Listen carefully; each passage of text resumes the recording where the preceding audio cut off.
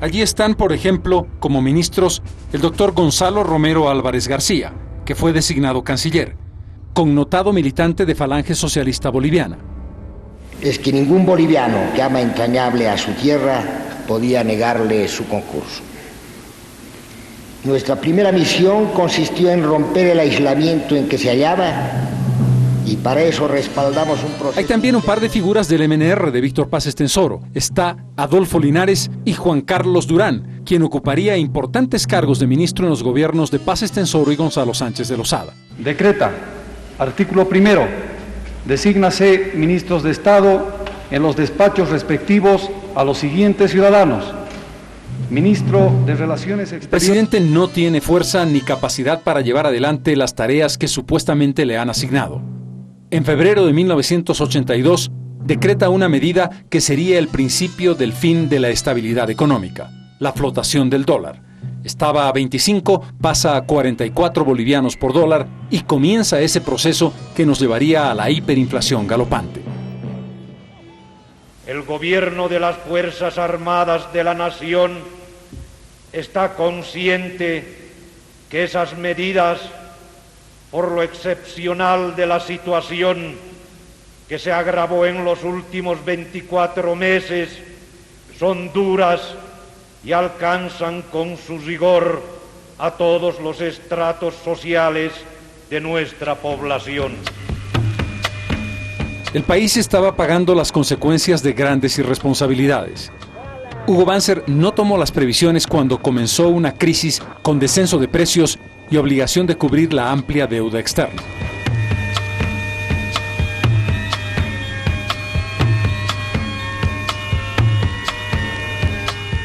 A la vez, el sistema militar de dictadura estaba agotado, no solamente porque el pueblo quería libertades, sino porque se había degradado a un punto muy grave. La corrupción, el narcotráfico y la arbitrariedad eran los elementos comunes de un mecanismo de gobierno que tenía sus días contados. A esas alturas, la anarquía comienza a reinar en los altos mandos. Un temerario coronel quiere ser presidente. Se trata de Faustino Rico Toro. Sin duda, tiene ascendiente en las Fuerzas Armadas. A quien le correspondería la presidencia en esa lógica tan increíble es a Natalio Morales Mosquera, entonces comandante del Comando Conjunto de las Fuerzas Armadas. La tensión y la pelea entre ambos jefes militares va a terminar con una salida que nadie esperaba. Como siempre en la historia, el azar define la figura que sería de transición de la dictadura a la democracia. El general Guido Vildoso Calderón. Sobre la renuncia del general Torrelio, se decide hacer un cambio de personajes. Recaía la presidencia en la sucesión de la jerarquía militar y se elegía a uno de los generales más antiguos, que en este caso era el general Natalio Morales. Luego de estas reuniones y cuando se tuvo lista la designación, me encontraba en mi domicilio y fui llamado de urgencia a una nueva reunión. Y en esa reunión convocada en el comando de la Fuerza Aérea, allá nos reuníamos, me dice el general Natalio Morales de que no iba a ser el presidente y que en este caso su Estado Mayor había dispuesto, había sugerido de que se pudiera hacer la designación en mi persona. Un hombre de bajo perfil, que era jefe de Estado Mayor del Ejército. El máximo cargo que había ocupado en el ámbito público era ministro de Salud de Hugo Banzer Suárez. Fue a Vildoso a quien le tocó en suerte conducir finalmente el proceso de transición hacia el 10 de octubre de 1982. Para llevar a todos ustedes el acto de posesión del excelentísimo señor Presidente de la República, General de Brigada Guido Vildoso Calderón, y de su gabinete ministerial. Juráis por Dios y por la patria desempeñar fiel y lealmente la presidencia de la República del Gobierno de las Fuerzas Armadas de la Nación. Juro.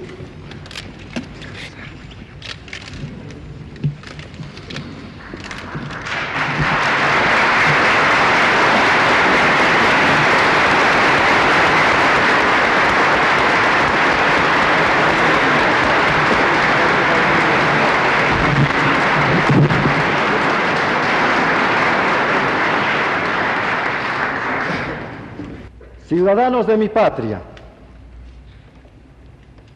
asumo la presidencia de la República por mandato de las Fuerzas Armadas de la Nación.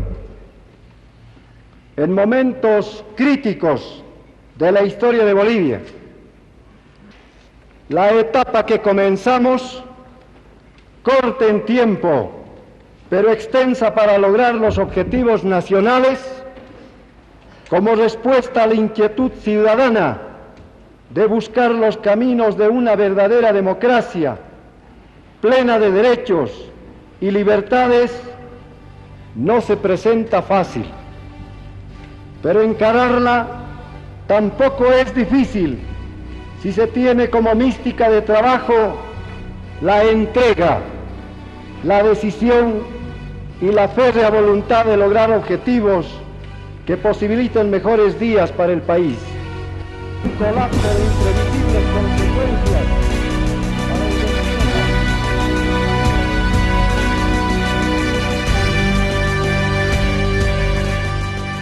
Esa sorda batalla entre los militares en el momento en el que pasa el gobierno de Torrelio a Vildoso, que pudo habernos dado como presidente a Natalio Morales o a Faustino Rico Toro, mostraba ya un proceso de descomposición. Pero mostraba también un interés, el que durante un año, 1982-83, los militares gobernasen para un proceso de transición con una nueva elección.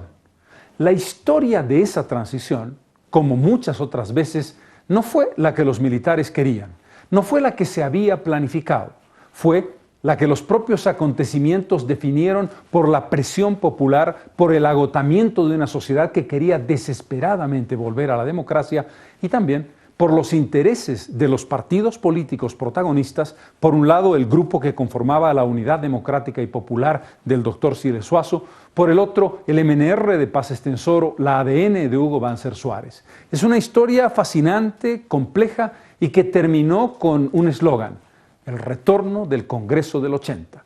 ¿Qué era ese Congreso del 80? ¿Qué representó ese proceso de transición? ¿Qué pasó en esos días increíbles entre el 6 y el 10 de octubre, cuando Siles Suazo vuelve a Bolivia?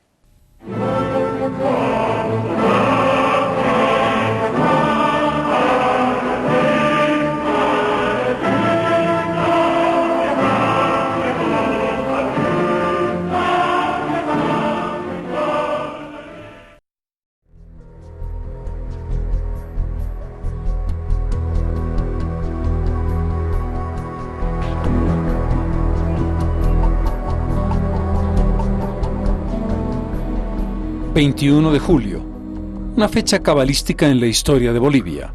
En 1946 se cuelga al presidente Gualberto Villarroel. En 1978, Juan Pereda derroca a Hugo Banzer Suárez. En 1982, asume la presidencia Guido Vildoso. Las Fuerzas Armadas le dan dos tareas fundamentales. Tiene que convocar a nuevas elecciones y tiene que intentar resolver una crisis económica que ya está comenzando a correr encima de las espaldas de los bolivianos. El decreto supremo indicaba que solamente se me daba un año de plazo para poder efectuar la democratización. Pero como otras muchas veces en nuestra historia, una cosa es lo que se dispone en teoría y otra cosa diferente lo que ocurre en la práctica. El gobierno de Vildoso no solamente que no llega a cumplir un año, sino que apenas supera los 2 meses. Los acontecimientos se van precipitando, el pueblo está impaciente y las presiones populares son ya insostenibles. Las Fuerzas Armadas han perdido poder, prestigio y capacidad de coerción. Vildoso se da cuenta de esa realidad y asume con pragmatismo el camino de conducción hacia la democracia. En el tema económico, la responsabilidad está en manos del entonces joven Alfonso Rebollo Tenier, que jugaría un papel destacado en otro momento de la historia, con un nombre que todos conocemos, la capitalización. Ya la crisis la habíamos sentido, fueron bajando paulatinamente los precios de nuestros minerales y de los hidrocarburos, de tal manera que también el acortamiento que se efectuaba en las fechas de las deudas, de nuestra deuda externa, se presentaban y ponían en mayor algidez la economía del Estado. De tal manera que era consciente de estas situaciones. Por otra parte, también se veía una inflación que iba subiendo día a día. Tiene que buscar soluciones económicas de corto plazo. Para ello, propone lo que entonces se denominaba un paquete económico. Un paquete económico de estabilización que se pone en consideración de diferentes sectores sociales. Uno de ellos, la Central Obrera Boliviana.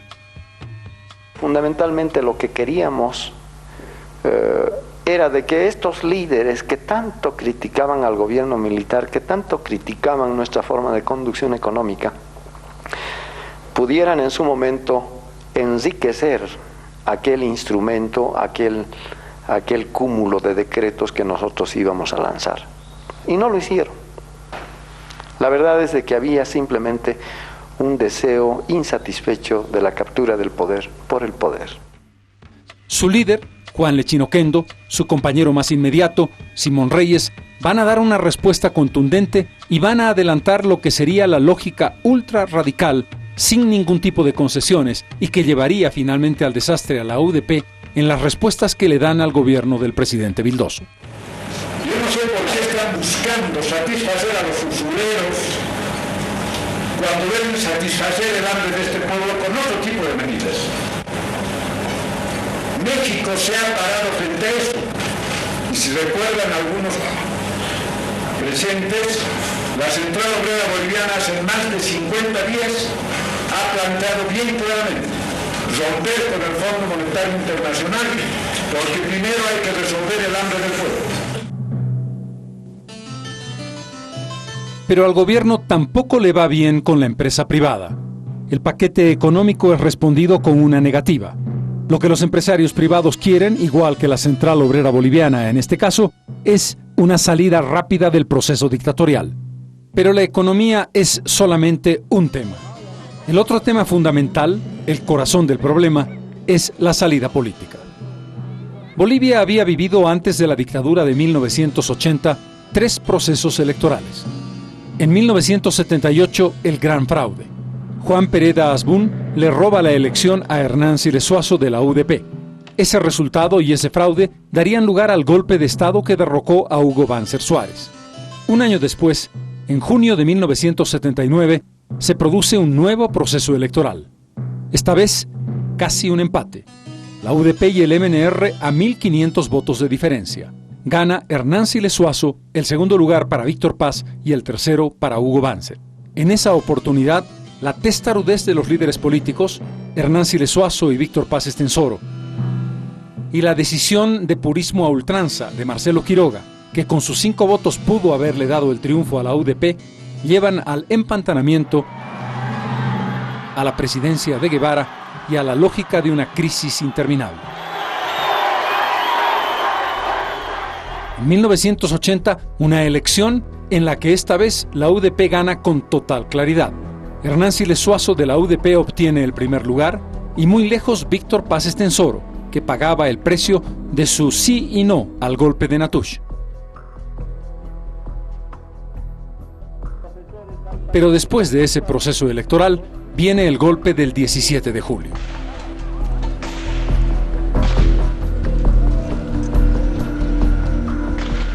Este es el contexto indispensable para comprender cuáles fueron las propuestas y el desarrollo de estas en 1982.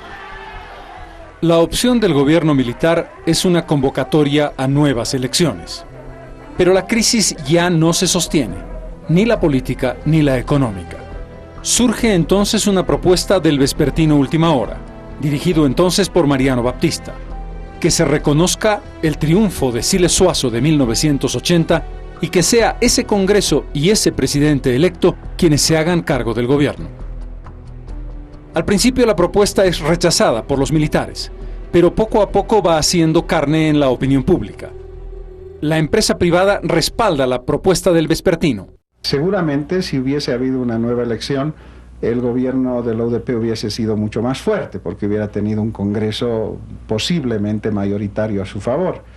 Y seguramente las otras fuerzas políticas no querían eso precisamente porque sabían eso. Pero ¿quiénes son los protagonistas políticos en este momento crucial de la reconquista de la democracia? Primero, la Unidad Democrática y Popular, constituida por el Movimiento Nacionalista Revolucionario de Izquierda, liderado por Hernán Siles Zuazo, el Movimiento de la Izquierda Revolucionaria, con el liderazgo de Jaime Paz Zamora, Óscar Eid Franco y Antonio Araníbar Quiroga, el Partido Comunista de Bolivia, cuyo secretario general es Jorge Colecueto, y un pequeño núcleo de partidos políticos que los apoyan. La UDP es el producto de un acuerdo que se hace en 1977, acuerdo que firman el MNRI, el MIR y el Partido Comunista de Bolivia. Viernes 8:15, movilización para la victoria en la Plaza San Francisco. Frente de Unidad Democrática Popular, Frente de Unidad Democrática Popular. La línea, la izquierda. El intento, la recuperación del nacionalismo revolucionario, la planificación desde el Estado vinculada a los intereses populares. En el centro está el movimiento nacionalista revolucionario llamado entonces histórico, de Víctor Paz Estenssoro. El planteamiento es la búsqueda de una flexibilización frente a la crisis económica. El tercer actor, Acción Democrática Nacionalista de Hugo Banzer Suárez, alejándose progresivamente de posiciones nacionalistas hacia una política más bien liberal. Encarna la derecha y la nostalgia de lo que fue el proceso dictatorial. El péndulo político en Bolivia ha pasado de la derecha a la izquierda, y la mayor parte de los votantes bolivianos quieren una política izquierdista que recupere el viejo Estado poderoso. Pero obviamente entran a terciar los políticos. Las opiniones son diversas, y los intereses también. Sea la voluntad mayoritaria del pueblo de Bolivia la que instituya un gobierno democrático a partir del... El líder de la UDP, Hernán Siles Zuazo, desde Lima, donde está exilado, dice que lo que hay que hacer es convocar a elecciones porque con un Congreso minoritario no podrá gobernar adecuadamente. Y está seguro de que el 38% obtenido en 1980 puede superarse largamente. Le ilusiona incluso la posibilidad de obtener la mayoría absoluta. No le falta razón. El país en ese momento estaba galvanizado a favor de la UDP. Paz Estenssoro, que ha obtenido el segundo lugar por el contrario, espera que Siles Zuazo, literalmente, se cocine en su propia salsa. Quiere tenerlo como presidente, pero él controlando la mayoría en el Congreso opositor. El Congreso de 1988 es una gran victoria táctica y estratégica de Paz Estenssoro sobre Siles, porque Paz Estenssoro le entrega el gobierno a Siles en sus propias condiciones, ¿no? Reteniendo la mayoría del Congreso, eso es muy cierto. Y había una razón política muy clara. Como decía el doctor Paz, la UDP es un globo y hay que desinflarlo. Y la única forma de desinflarlo es darle el poder. Ya en la práctica del gobierno, el pueblo verá lo que es la UDP. El MIR está en un dilema. Por una parte es consciente de que la minoría parlamentaria será una desventaja en el gobierno, pero por la otra, el MIR tiene miedo de que Siles Zuazo eligiera otro candidato que no fuese Jaime Paz como compañero de fórmula en una eventual nueva elección. Por eso se inclina por la idea del reconocimiento del Congreso del 80. El proceso democrático reabierto en 1982 no podría comprenderse sin la gran capacidad de movilización y sobre todo la fascinación generacional que ejerció el movimiento de izquierda revolucionaria. Mientras el jefe de la UDP estaba en el exilio en Lima, la llamada Troika Mirista convoca a nombre de la UDP, junto con los partidos de la coalición de entonces, a una gran manifestación en la Plaza de San Francisco. La gran concentración del 7 de septiembre, en la que estuvo Jaime Paz Zamora, la del hambre no espera, y todos a la Plaza de San Francisco, que creo fue uno de los actos ciudadanos de masa significativos.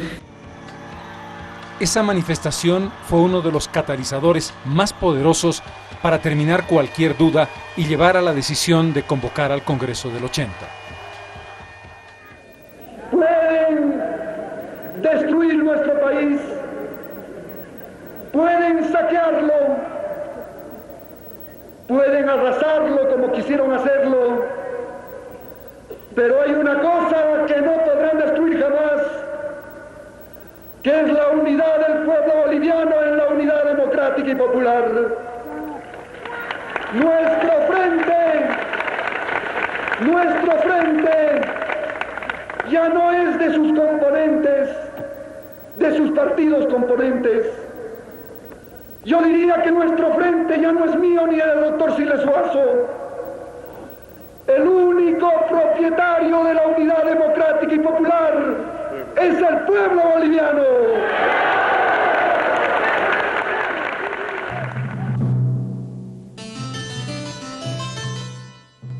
Pero no se puede desconocer el papel que jugó, como en 1979, la Central Obrera Boliviana, que convocó para el 17 de septiembre de ese año para una gran huelga general indefinida. El presidente Vildoso se da cuenta de que está acorralado. Ese mismo día 17 hace conocer un mensaje a la nación, en el que oficialmente establece que se reconocerá al Congreso de 1980 y al presidente electo ese año. Hernán Siles Suazo es, desde ese momento, el futuro presidente constitucional de Bolivia. 22 años después de haber dejado la presidencia de la República, Hernán Siles Suazo vuelve a Bolivia pocos días antes de posesionarse por segunda vez en la primera magistratura del país. Sin adivinar todavía el vía crucis que le tocaría recorrer durante casi 3 años de gobierno. En un día lluvioso, 8 de octubre de ese año, aterriza en el Aeropuerto Internacional de El Alto el futuro mandatario. Es recibido con todos los honores.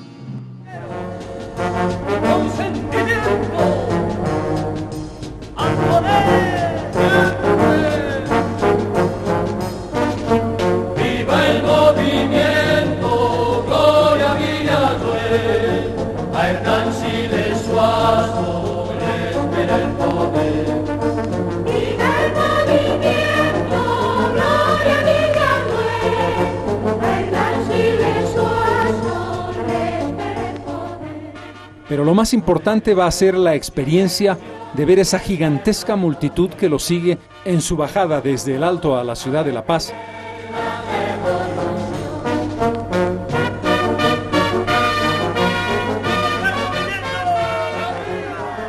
Y sobre todo, el gigantesco y multitudinario recibimiento en la Plaza Pérez Velasco, en una tarima improvisada, en realidad un gran camión, está toda la cúpula de la UDP. Jaime Paz Zamora va a darle un emotivo recibimiento en un vibrante discurso al futuro presidente. Siempre llegó usted combativo y clandestino. Hoy día ha sido traído por el corazón de todos los bolivianos. Su presencia cierra definitivamente todo un ciclo de dictadura y abre las anchas avenidas de la democracia y de la liberación de nuestro pueblo, compañeros Siles. Los bolivianos estamos desesperados por escuchar su palabra. Quiero dejarlo con su pueblo, don Hernán. Este pueblo es suyo. Este pueblo ha conquistado esta gran victoria y este pueblo está dispuesto a seguir adelante bajo su conducción. Compañeros Siles, estamos dispuestos a trabajar honestamente, eficazmente, patrióticamente, bajo su conducción, bajo su liderato, que es el liderato de la gran revolución nacional boliviana. Tiene la palabra, compañeros Siles, el pueblo boliviano le concede la palabra. El discurso de Siles Suazo hubiese sido una obra de oratoria en el momento crucial más emotivo del país. Mi homenaje a los trabajadores del campo, las minas y las ciudades, que con su esfuerzo, con su dignidad y con su trayectoria heroica impusieron el avance del pueblo hacia el poder que le corresponde por ser el pueblo donde radica la soberanía y es titular de todos los derechos que hacen destino.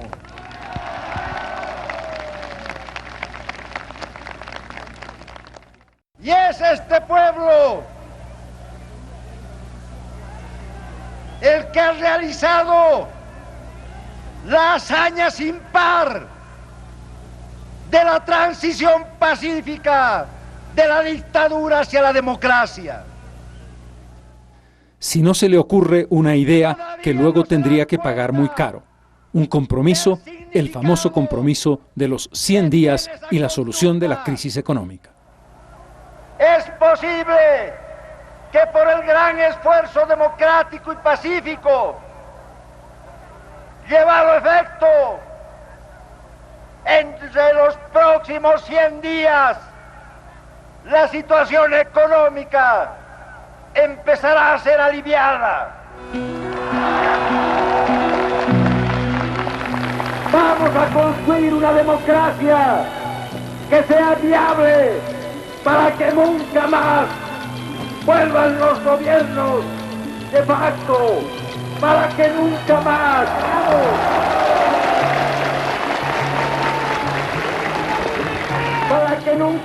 la prepotencia de las armas sea fratricida.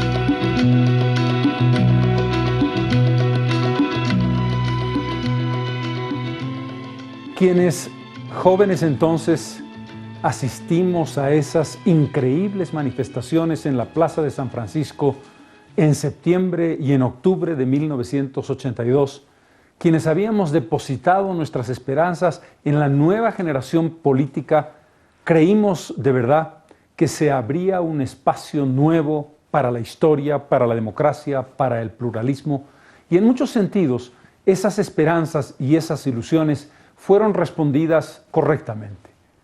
Finalmente, Bolivia vivió más de un cuarto de siglo en democracia. Finalmente, la constitución política del Estado se aplicó. Y más allá de los graves errores, más allá de las circunstancias que podríamos objetar en muchos sentidos de lo que representó la democracia, que no se pretenda hoy olvidar que ese momento fue crucial, que en efecto hay un quiebre, que definitivamente el pueblo boliviano conquistó con éxito un espacio diferente que estaba cerrando el proceso iniciado en 1952.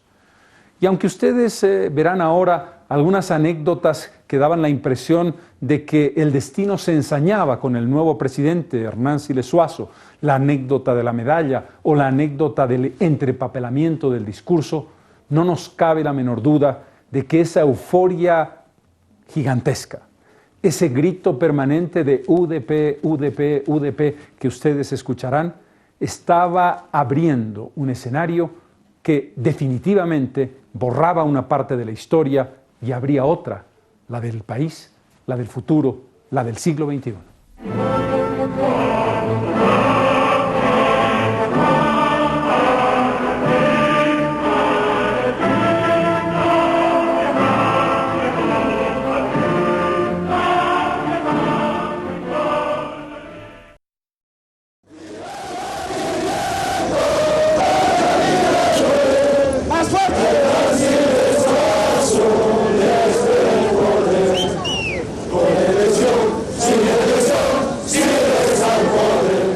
El 6 de octubre de 1982, 2 días antes de la llegada de Hernán Siles a La Paz, se reúne el Congreso que había sido elegido en 1980.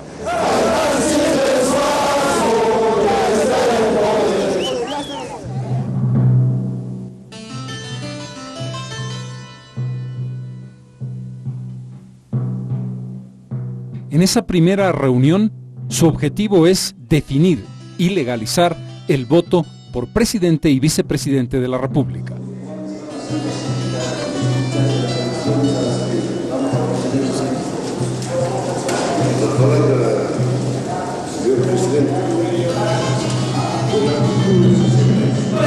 Siles Suazo, acompañado del licenciado Jaime Paz Zamora, para llevar adelante responsablemente un programa de gobierno en democracia y libertad, pero con absoluta honradez. El movimiento Indio Tupac Cataluño dice: los 26 presidentes militares y los 26 presidentes civiles, luego de los 333 años de la colonia, infaliblemente todos han robado, señores. Han saqueado nuestra tierra, han saqueado nuestro oro, nuestra plata y nuestro estaño. Y ese pertenece al pueblo indio, alto Valentín suyo, alto ya suyo. Por el binomio por el cual por todo el pueblo boliviano, el binomio Siles Suazo Paz Zamora.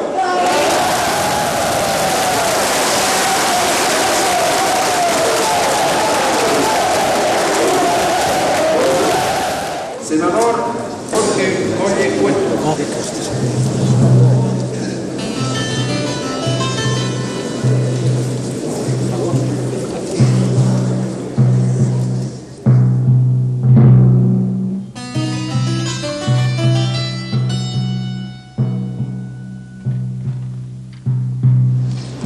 Hernán Siles Suazo, doctor Hernán Siles Suazo, Siles Suazo, Siles Hernán, general Hugo Vance, Siles Suazo. Resultado del escrutinio. Doctor Hernán Siles Suazo, 113 votos.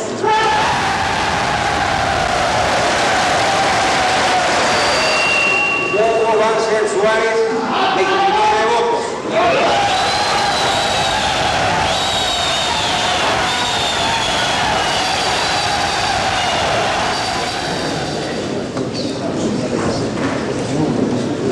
Honorables senadores, honorables diputados, la presidencia del Congreso Ordinario de la Nación proclama la decisión del doctor Siles Suazo como presidente constitucional de la República.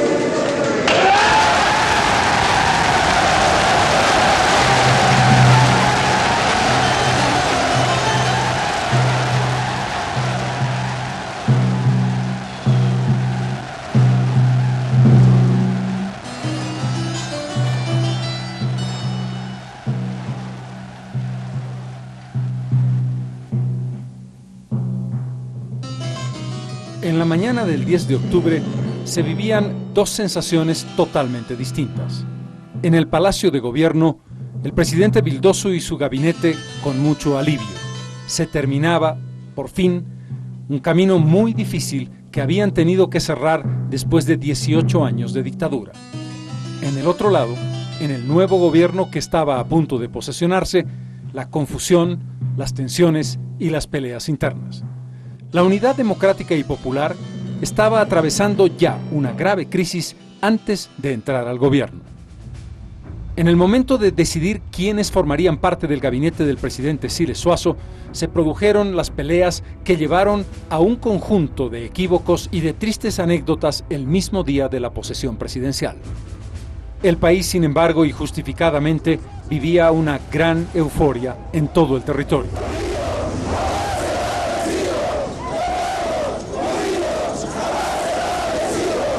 Cuando llegó la primera hora de la tarde, la Plaza Murillo estaba llena de simpatizantes de la UDP que incluso recibieron con silbidos al presidente saliente, que se trasladaba desde el Palacio de Gobierno al Palacio Legislativo para dar su mensaje final y entregar el mando de la nación. Un par de minutos después entraba al Palacio Legislativo el presidente electo Hernán Siles Suazo.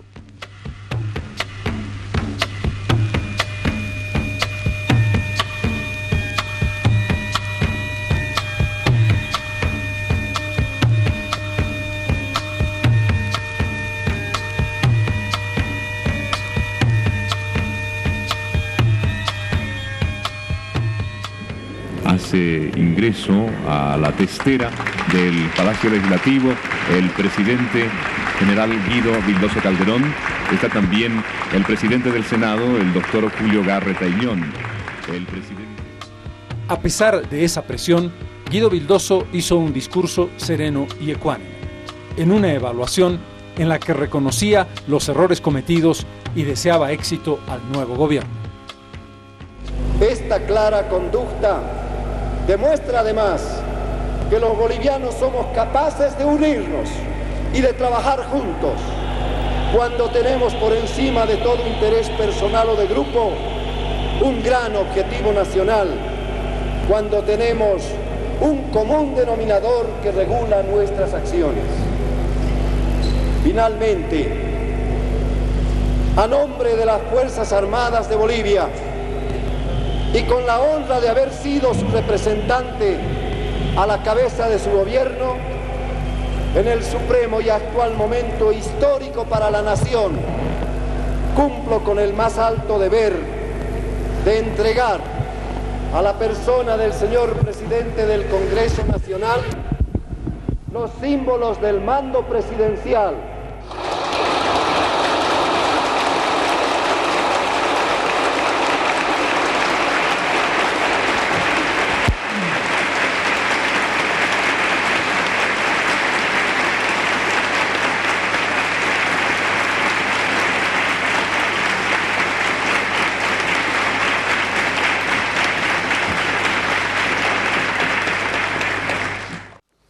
Muchos indudablemente baten palmas para decir que son los autores de la democracia.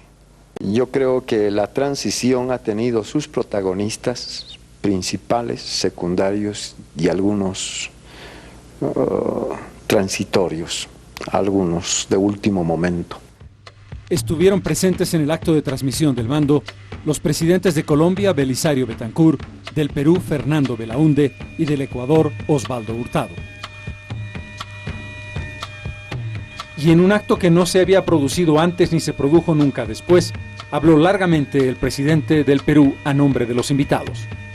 Un acto histórico, trascendental, nos trae jubilosos a Bolivia.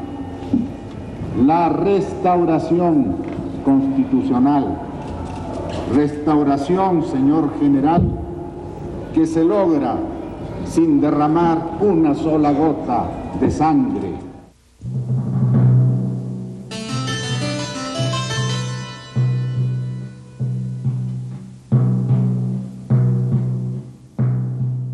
Señor presidente electo de la Nación, doctor Hernán Siles Suazo, juráis por Dios, por la patria y por estos santos evangelios desempeñar lealmente la presidencia de la República que el pueblo de Bolivia os ha conferido, guardar fidelidad a la Constitución, a las leyes y sus instituciones. Sí, juro. Si así lo hiciereis, Dios y la patria.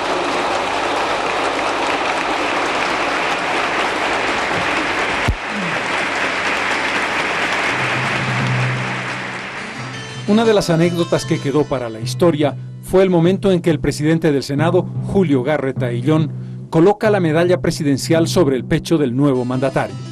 Por única vez en la historia, la medalla es colocada al revés. Sería una anécdota premonitoria, lo dirían después quienes comentaron el hecho.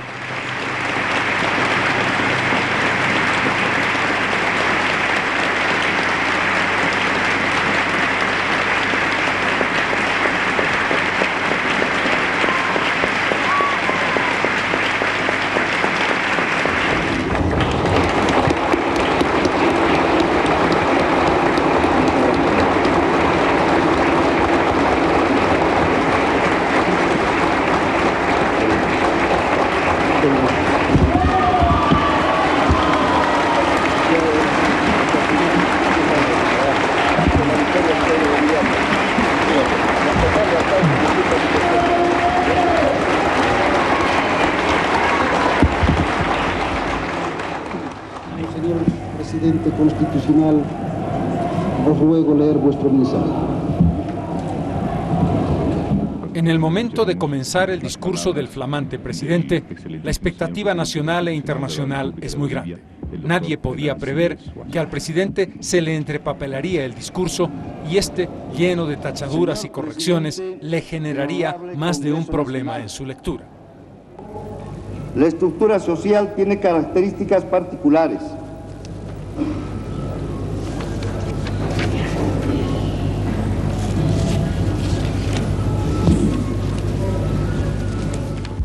El doctor Siles, en su mensaje presidencial, tenía una serie de anotaciones marginales. Tengo la impresión de que el doctor simplemente correlacionaba aquellas notas y en el manejo de los papeles, al pasar las diferentes carillas, presumo que hubo un entrepapelamiento del mismo mensaje presidencial. Quién sabe, por ello se debió esa ausencia que fue notoria por toda la ciudadanía. Recuerdo bien que cuando el presidente Siles leía su discurso, tuvo algunas dificultades porque leyó el borrador del discurso, que estaba mal compaginado, que estaba tarjado, corregido, ¿no? Y si no hubiera sido su experiencia probada de político,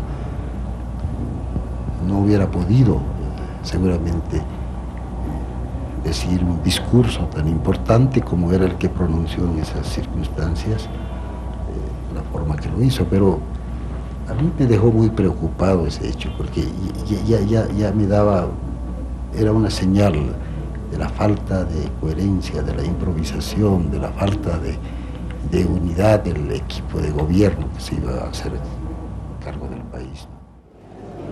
Que el esfuerzo que realicemos los bolivianos por el progreso de nuestra patria no solo es por nuestra patria boliviana, sino por la gran patria latinoamericana.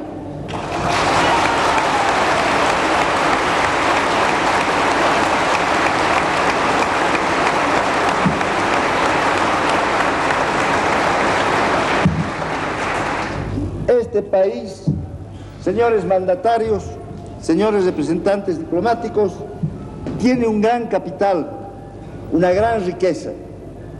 Es el pueblo boliviano, su pueblo trabajador. Él ha hecho factible esta transición pacífica hacia la democracia. En ese pueblo reitero mi fe y reitero mi juramento de que estaré en el servicio de los últimos para que sean los primeros, porque los trabajadores son ellos.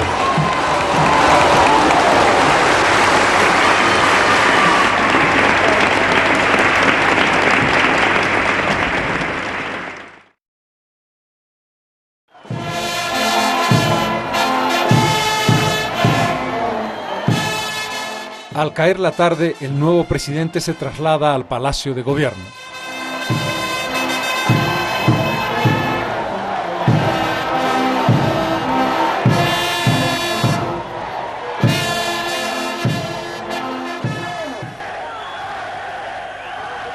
El pueblo espera la salida del presidente y cuando éste aparece en el balcón de Palacio, el tronar de la sigla de la coalición de gobierno llena todo el escenario del centro de la ciudad de La Paz.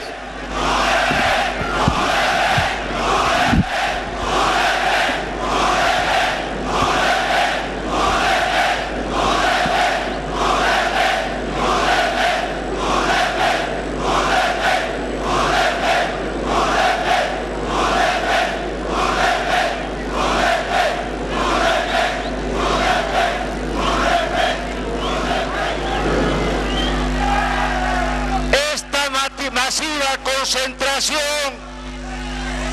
de trabajadores, de gentes de las ciudades, de compañeros del campo, me recuerda y me emociona las grandes manifestaciones de la Revolución de 1952.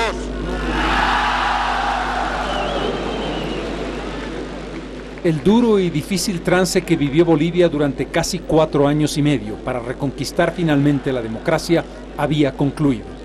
El 10 de octubre de 1982 quedó inscrito para siempre en la historia de la República de Bolivia. La reapertura democrática marcaba una esperanza y marcó una experiencia totalmente nueva para la sociedad boliviana.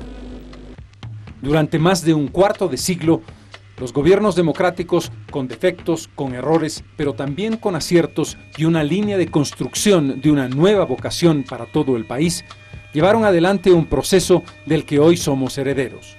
Olvidar la historia sería algo inaceptable, tergiversarla o negarla aún peor. No hay ningún punto de referencia político que pueda olvidar este octubre de 1982. El legado que dejó Hernán Siles Zuazo, el equipo político que lo acompañó, a pesar de los graves problemas económicos, es un legado indeleble. Se llama democracia. Democracia con mayúsculas.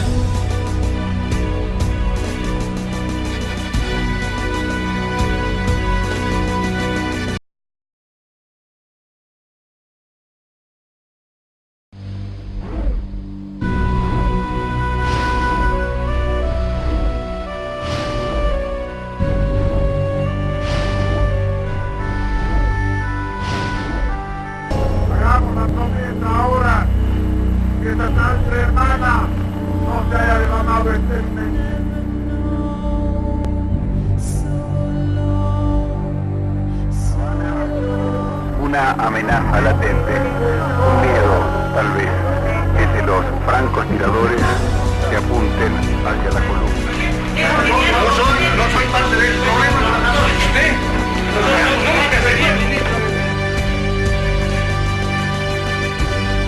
El general García Meza no es un cobarde, y eso lo saben todos.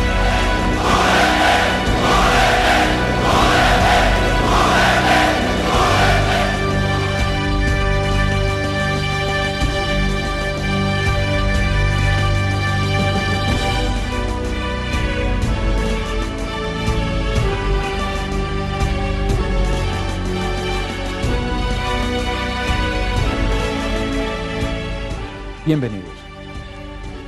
Nos toca hoy hablar de uno de los episodios que tuvieron mayor impacto y repercusión dentro y fuera de Bolivia.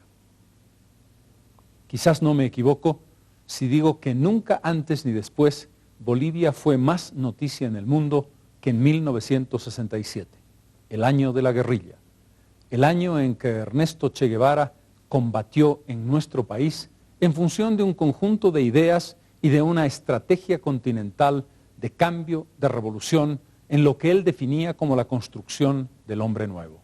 Hablaremos del tránsito desde el éxito de 1959, enero de 1959, el triunfo de la Revolución Cubana y la llegada de Ernesto Guevara a nuestro país. ¿Qué pasó de la utopía cubana? ¿Qué pasó de esa revolución? ¿Qué pasó de la confrontación virulenta contra el imperialismo? ¿Cómo evolucionó el mundo a lo largo de las décadas? Es una historia que hemos ido viviendo, pero allí, en 1967, se intentaba definir un escenario continental para América Latina. Pero antes de Bolivia, el Che estuvo en el Congo. Antes de Bolivia pasaron muchas cosas. Hagamos esa introducción, de La Habana a Ñancahuazú.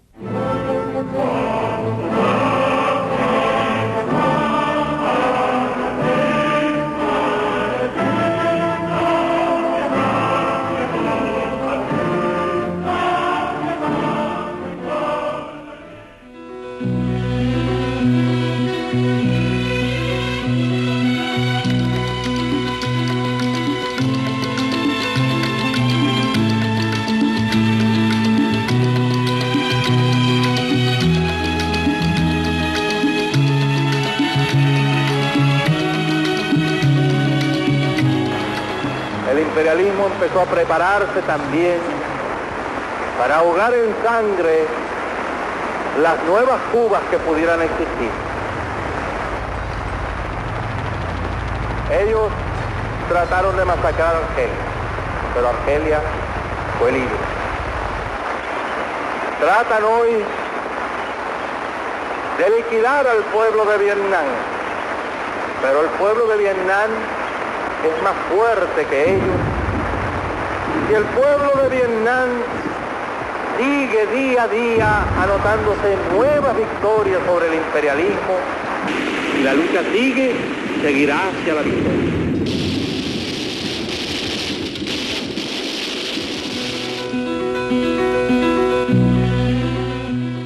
Pero apenas 14 años después del desastre norteamericano en Vietnam, el socialismo se desploma como un castillo de naipes. Cae el muro de Berlín y desaparece la Unión Soviética. Cuba queda prácticamente aislada.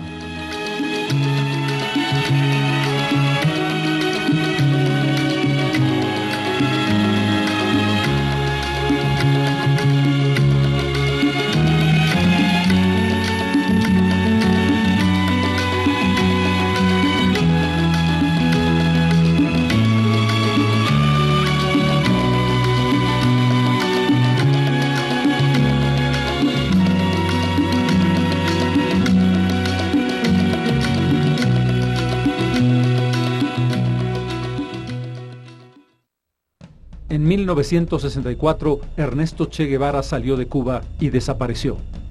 Iba a aplicar su teoría de la guerrilla en el Congo. Allí combatió y fracasó.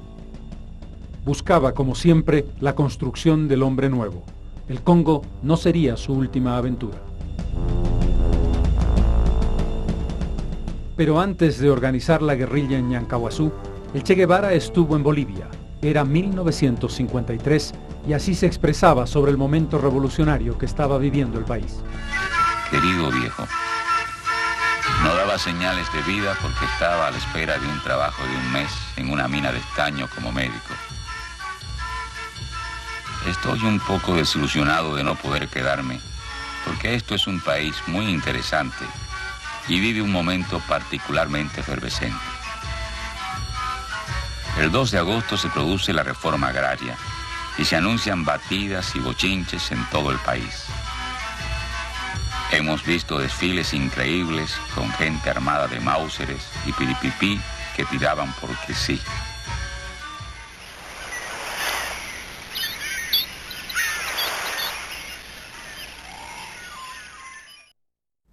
Detrás de la guerrilla y la incursión en Bolivia había un objetivo continental, había un plan estratégico maestro que era el que llevaba a esos hombres a aparecer en Bolivia en un momento tan especial de la historia de nuestro país. El proyecto en primer término no es un proyecto boliviano. Guevara no viene a hacer la guerrilla en Bolivia. En segundo término, el Partido Comunista de Bolivia nunca fue consultado ni comprometido a una acción guerrillera acá en el país. De acuerdo a las informaciones del Departamento 2, segundo, de inteligencia, esta guerrilla no debía haberse producido en Bolivia, sino en el norte argentino. Ahora sí, la historia tendrá que contar con los pobres de América, con los explotados y vilipendiados de América Latina, que han decidido empezar a escribir ellos mismos para siempre su historia.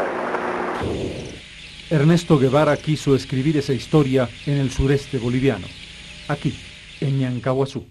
La selección del lugar, en última instancia, la definió el Che, porque se presentaron tres opciones. Una era la zona del Alto Beni, el departamento de La Paz, otra era en el Chapare, en el departamento de Cochabamba, y esta del sudeste. Y eligieron esa zona por una razón fundamental, porque no era una guerrilla destinada a iniciar operaciones a corto plazo. Era una fuerza que quería entrenar primero, recibir contingentes de voluntarios de Bolivia y de otros países para formar estas columnas guerrilleras. Era un núcleo que venía a instalar un foco guerrillero no en Bolivia, sino en el Cono Sur. Venían a ocupar un punto muy estratégico que es Bolivia, donde se juntan las cuencas del Plata y del Amazonas. Viene la influencia del Pacífico. Ese es un sitio estratégico y geopolítico de influencia en todo el continente. Asumimos, en lo personal puedo decirlo, responsabilidades de apoyo, de solidaridad, de ayuda a un proyecto que no era para el país y que se inscribía dentro de proyectos en los cuales nosotros habíamos actuado desde el año 64 apoyando a movimientos guerrilleros en el Perú, el caso de Héctor Béjar, de la guerrilla del MIR peruano, el caso de la propia experiencia guerrillera de Macetti, el comandante segundo en el norte argentino, la zona de Salta y Toldos, y se presumía que de acuerdo a los propios proyectos del comandante Guevara, la revolución en el área sur del subcontinente americano y particularmente en la Argentina era el propósito estratégico de la guerrilla del Che. La violencia es la forma, como lo dijo Marx, la violencia es la partera de la historia. Ocurren así los hechos. En 1967 era presidente constitucional de Bolivia René Barrientos Ortuño, que había ganado las elecciones de 1966. Como comandante en jefe de las Fuerzas Armadas estaba Alfredo Obando Candia. El gobierno se apoyaba en el llamado Pacto Militar Campesino. Desde una óptica desarrollista, Barrientos intentaba continuar las líneas maestras del nacionalismo de los años 50. Y lo dice Che Guevara en su manual de la guerra de guerrillas, que es considerado como uno de los documentos fundamentales para este tipo de combates. Lo dice cuando señala que cuando un gobierno ha llegado al poder por medios democráticos, así sean un poco fraudulentos, será muy difícil que una guerrilla pueda tener éxito contra ese gobierno. Que era el caso del general Barrientos. Y era precisamente el caso de Bolivia. El general Barrientos era presidente constitucional. En el país se vivía un clima, hasta el estallido de las guerrillas, se vivía un clima de absoluta tranquilidad. No había presos políticos en ese momento, había libertad de prensa, funcionaba el Congreso. Queridos Hildita, Aleidita, Camilo, Celia y Ernesto, si alguna vez tienen que leer esta carta, será porque yo no esté entre ustedes. Su padre ha sido un hombre que actúa como piensa y seguro ha sido leal a sus convicciones. Crezcan como buenos revolucionarios. Sobre todo, sean siempre capaces de sentir en lo más hondo cualquier injusticia cometida contra cualquiera en cualquier parte del mundo. Es la cualidad más linda de un revolucionario.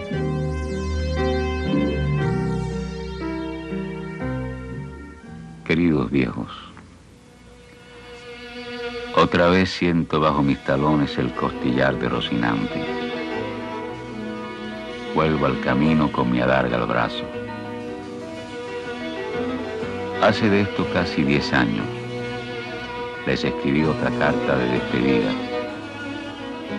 Según recuerdo, me lamentaba de no ser mejor soldado y mejor médico. Lo segundo ya no me interesa.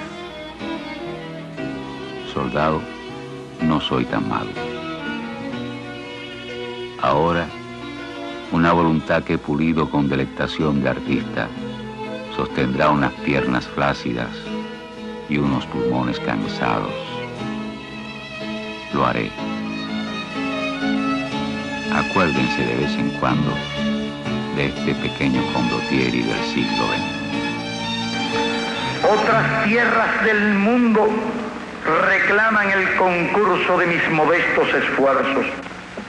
En los nuevos campos de batalla llevaré la fe que me inculcaste, el espíritu revolucionario de mi pueblo, la sensación de cumplir con el más sagrado de los deberes. Luchar contra el imperialismo donde quiera que esté.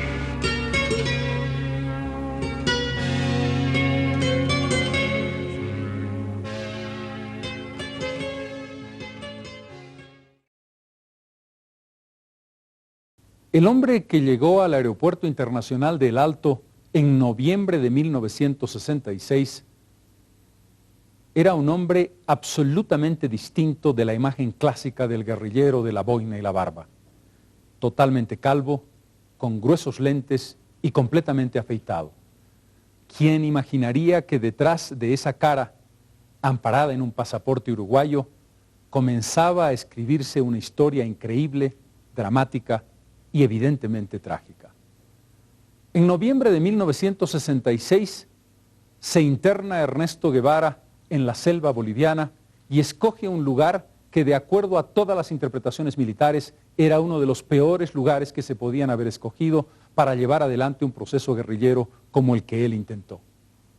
Un esmirriado grupo de personas con fuerte compromiso desde Cuba, desde Perú, desde la propia Bolivia, constituyen la guerrilla del Che. Una pesadilla para un ejército, el de Bolivia, que no estaba preparado para enfrentar una circunstancia como esta. Una pesadilla que se tornó y que se convirtió en un boomerang para el Che cuando en la quebrada del Churo tuvo que llegar a ese final dramático y la decisión posterior de asesinar al personaje intentando matar a un mito que siguió sobreviviendo es parte de uno de los acontecimientos más fascinantes que intentamos seguir en este bloque que hemos denominado de Ñancahuazú a la higuera.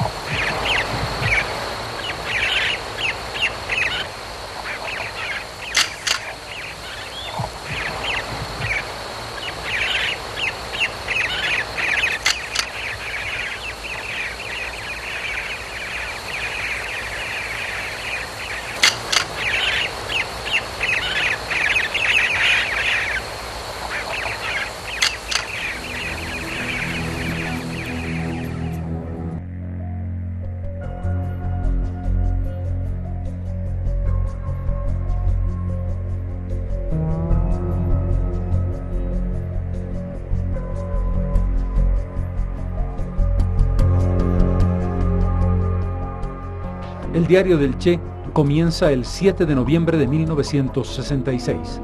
Él ha llegado 3 días antes a La Paz y se ha internado en la selva.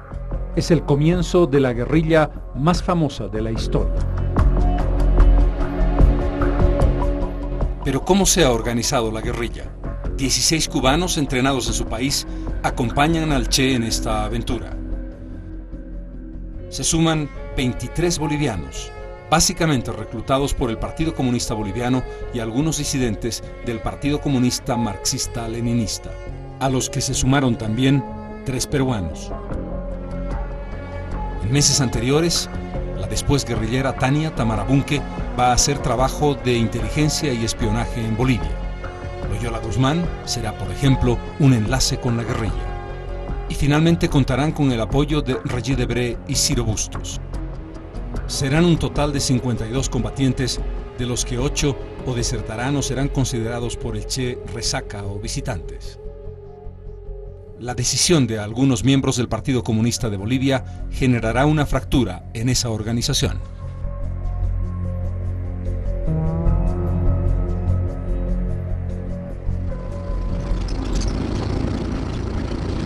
Hoy comienza una nueva etapa. Por la noche llegamos a la finca. El viaje fue bastante bueno. Luego de entrar, convenientemente disfrazados, por Cochabamba, Pachungo y yo hicimos los contactos y viajamos en jeep, en 2 días y 2 vehículos. La entrada a la zona de Ñancahuazú se hizo en 2 vehículos. Uno en el cual marchaba el Che y otro en el cual posteriormente, con aproximadamente 6 horas de diferencia uno de otro, nos correspondió marchar a mí conjuntamente con Jorge Vázquez Viaña. Nos encontramos con el Che en el paso del Río Grande y en un lugar donde almorzamos y posteriormente hicimos todo el trayecto con él hasta la Casa Calamín. Esta parte es la parte del campamento que era de Che Guevara, donde él ha vivido, ha poseado en este lugar de Ñancahuazú, donde están los muchachos ahorita trabajando. La casa de Calamina con 2 cuartos y la pared de tabique, de barro. A esta parte al poniente eran las líneas telefónicas, donde ubica una roca hacia atrás, era su campamento de medicinas. Para poder lograr los objetivos de que Ñancahuazú fuera una zona de extrema retaguardia, el Che se trazó algunos objetivos inmediatos a alcanzar. Uno de ellos era conocer el terreno, otro de ellos era contactar con los campesinos, de forma tal de ir creando una base de apoyo campesina. El partido no estaba como tal en un proyecto para una guerrilla en este país y no se había preparado para esa eventualidad. Las circunstancias obligan a dar determinado tipo de solidaridad que sí, a ciertos niveles de la organización la considerábamos pues legítima y necesaria. Los compañeros que estaban en Ñancahuazú, que conformaban la columna, esperaban indudablemente el aporte de organizaciones políticas que no solamente habían saludado la aparición de Ñancahuazú, como pasó con el PCB, con el PCML, con el PRIM incluso, sino que algo así como que se disputaban el privilegio de ser aparentemente participantes de la guerrilla, pero que de hecho no contribuyeron absolutamente en nada. Y en el caso del Partido Comunista, de la dirección del Partido Comunista de Bolivia, incluso complotaron contra el desarrollo de la guerrilla, hasta incluso impedir la formación de la red urbana que debía apoyar a la guerrilla.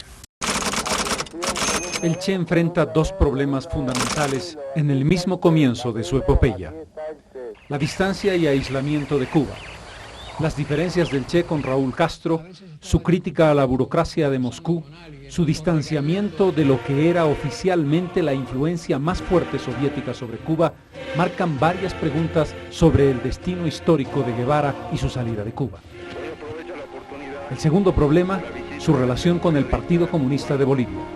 El desastroso encuentro con Mario Monge, jefe del Partido Comunista de Bolivia, en el año nuevo de 1967, que marca una ruptura entre el PC y la guerrilla. Monge quiere la dirección total de la guerrilla. El Che se niega